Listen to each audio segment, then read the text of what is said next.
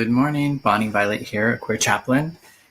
You are at 6 of 8 of Lacing Your Narrative with a Spiritual Thread, which means that you're in week 6 of an 8-week series on Lacing Your Narrative with a Spiritual Thread, which is a live streamed workshop series that you can participate via live for 8 weeks, or you can participate on your own as you see fit.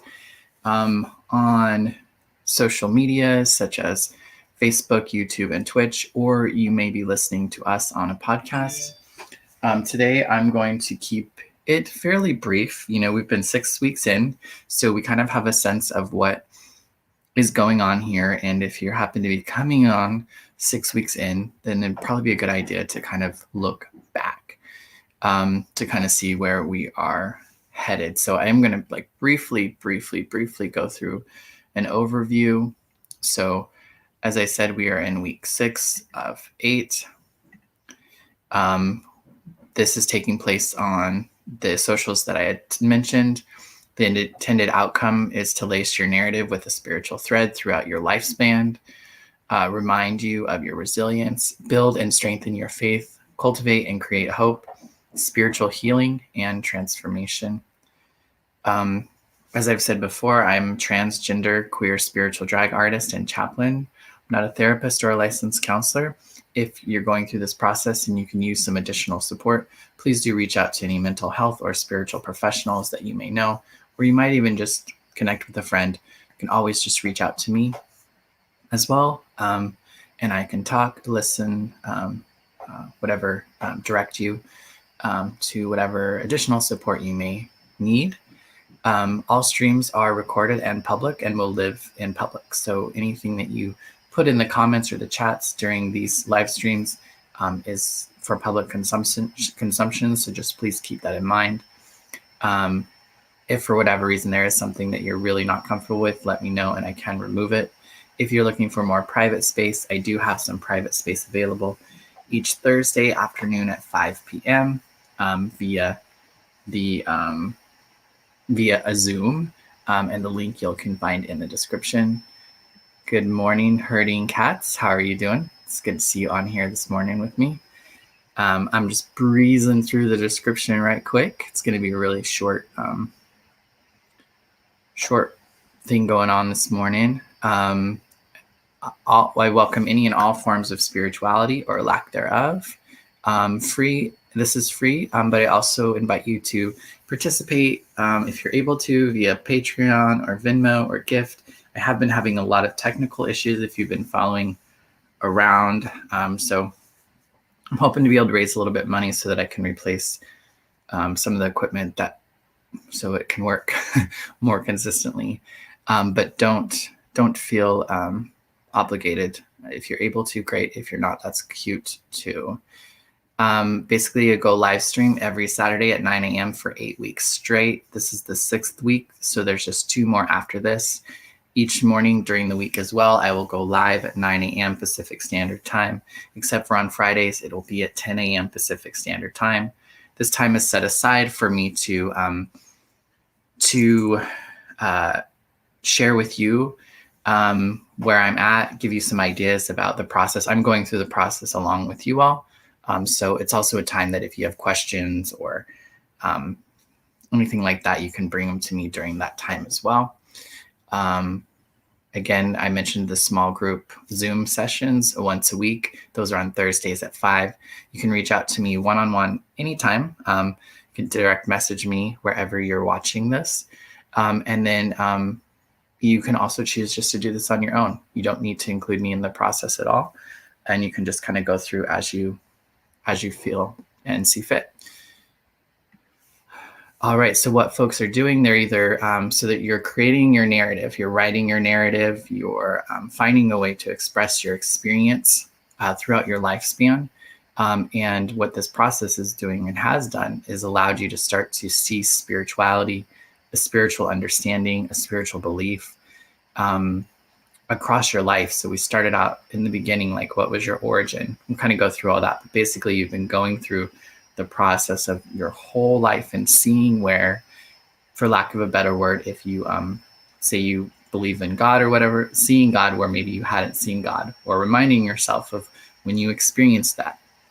For many of us, our beliefs change. The communities that we're a part of, the ways that we identify change over time. Throughout this process, for me, spirituality or my spirit often didn't seem to be allowed in that space, or was not something I was consciously connected to. And so this process is to hopefully help create a little bit more of a connectedness and an integration with our mind, body, and our spirit. So folks are either writing this down in kind of like a journal or story format. Some folks are audio recording or video recording like I am. I'm just kind of talking at a screen every day, focusing on a part of my narrative. And some folks might be doing any other form of art, writing music, creating a collage, taking photography, potentially even sculpture. Or some folks might just choose to meditate or pray on, or whatever it is that you might choose to do to just spend some time looking at your narrative. So I think another big part about this is not only getting to a space where we can write and express our narrative for ourselves, but when we can share that with other people, I think that's kind of when the magic happens. I think that's when the transformation happens. That's when the healing occurs, or the ownership of our narrative becomes more clear and more tangible. And I think more with us. I think it becomes more like real, more solid. And then when we can have someone else witness that or hear that, oftentimes it then can allow us to transmit our healing or our process for someone else to benefit from it as well. So there are some opportunities for you to share your narrative, share where you're at, and also to listen to other folks. So hopefully at the end of the 8-week, there will be some sort of an event where multiple people will be able to share what they've come to know about their spiritual narrative. All right, so the first week we focused on what did you learn about religion while a child? What is your origin story? So what was it that you learned or were taught or came to understand as a child? What was your understanding of as a child of spirituality, God, that sort of thing? We have a comment here. Casa Maria, Dorothy Day said, the greatest challenge of the day is how to bring about a revolution of the heart, a revolution that has to start with each one of us. It's great. Dorothy Day said, the greatest challenge of the day is how to bring about a revolution of the heart, a revolution that has a start with each one of us. Thanks so much for that, Casa Maria. So true. Definitely something I'm going to think on today. So after we kind of jotted down and reflected on what it was that we learned about religion when we were young and as a child, we then focused the next week on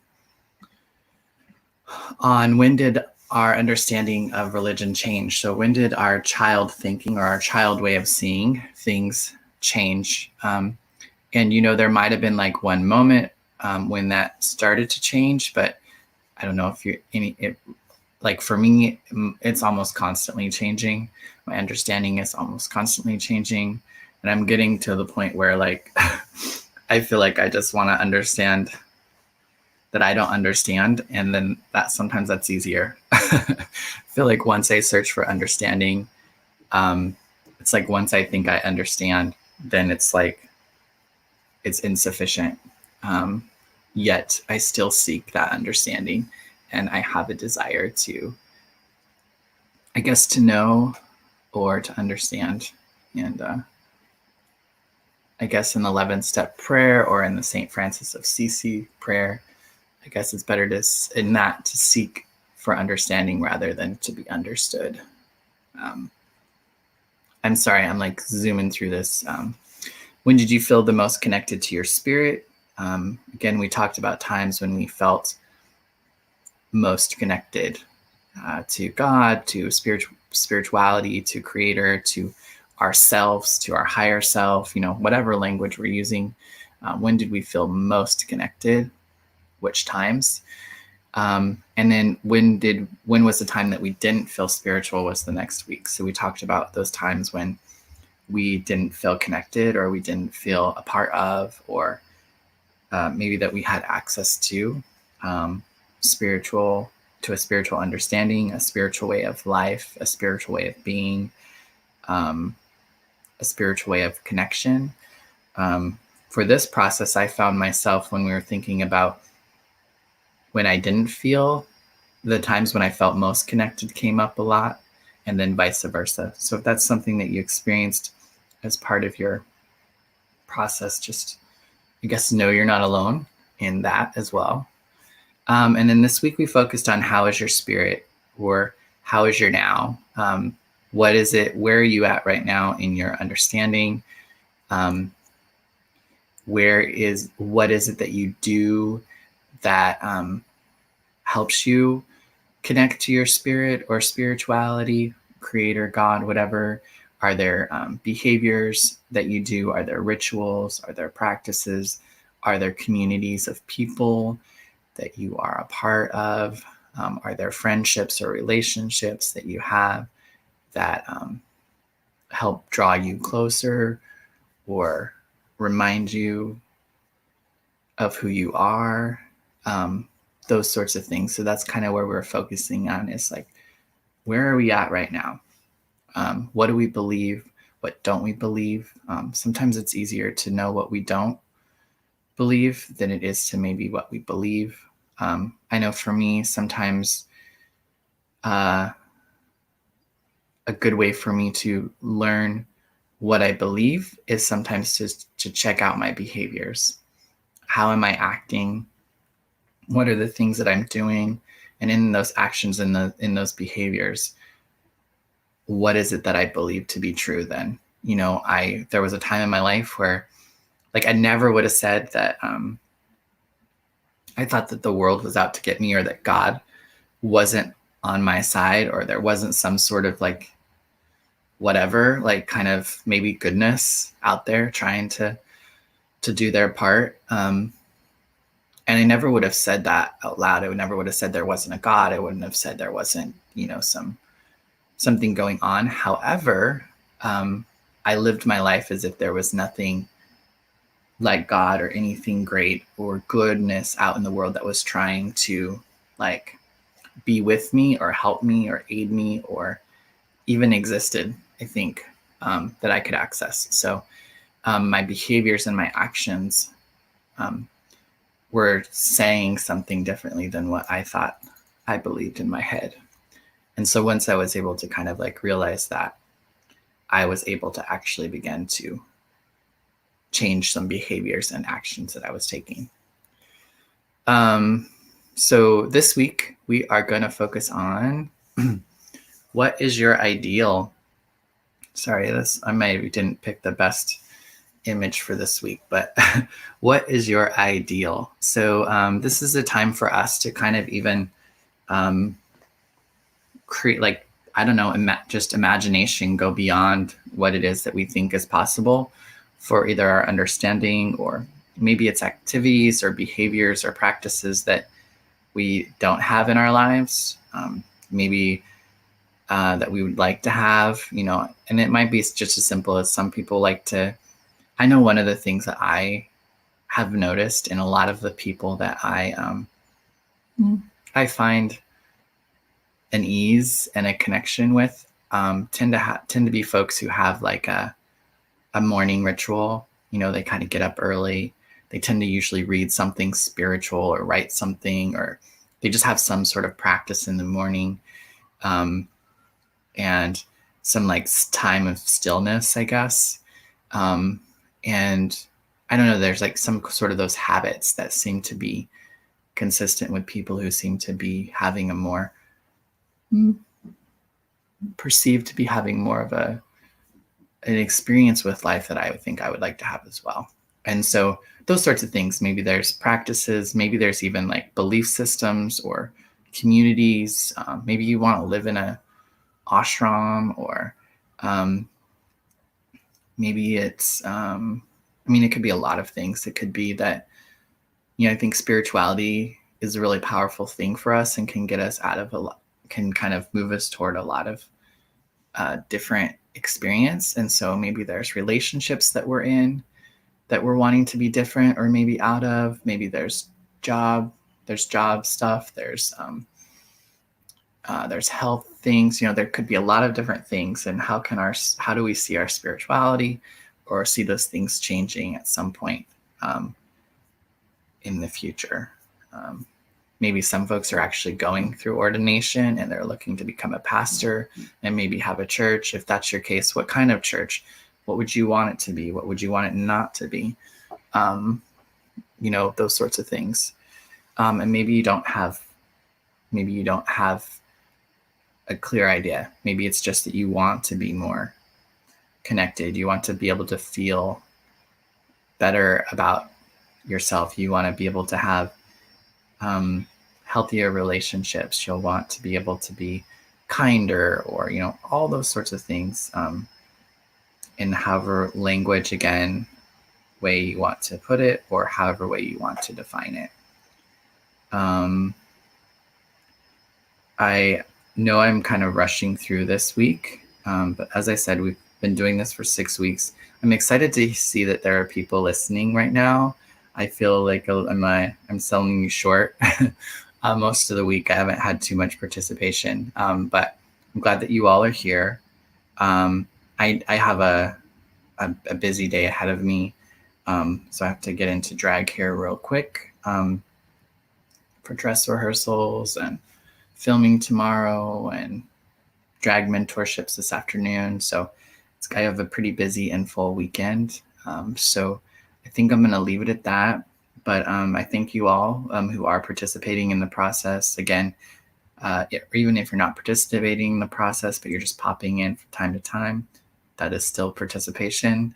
So feel free to reach out if you have any questions or want to participate in any way. Maybe you have writings or stories that you want to share. I would love to provide a space for you to do that as well. So I think that's where I'm going to leave it. So take care and have a blessed week. And I will see you tomorrow at 9 a.m. for our daily live.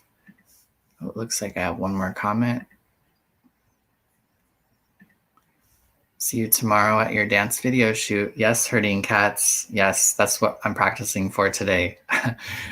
So glad that you'll be running the camera for that tomorrow. Have a great day, and I'll see you tomorrow herding cats for you and everyone else.